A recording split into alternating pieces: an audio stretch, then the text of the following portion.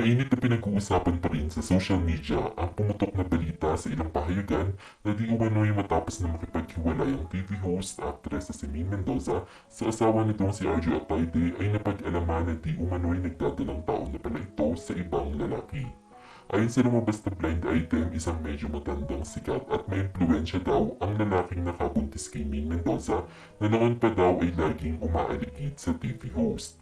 Ayon sa ilang netizens, tila kilala na agad nila kung sino ang tinutukoy sa blind item.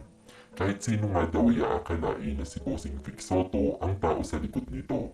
Kaya daw pala ilag ngayon si Colin Luna kay Ming Mendoza dahil daw pala sa issue na lumabas kamakailan.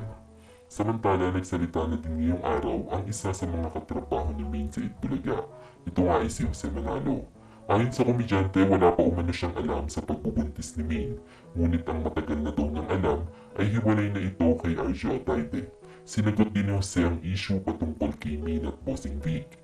Ayon dito, kung totoo man daw na nabuntis ni Bossing Vic Soto si Maine, sana daw ay matagal nang wala sa Itbulaga ang TV host dahil sa kahihiyan nito hindi lang sa pamilya ni Bossing Vic maging sa publiko.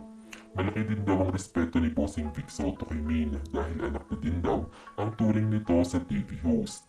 Pagbibiro ni Jose, antayin na nga lang daw na lumaki ang tiyan ni Maine at doon daw malalaman kung sino talaga ang ama ng pinagbubuntis nito.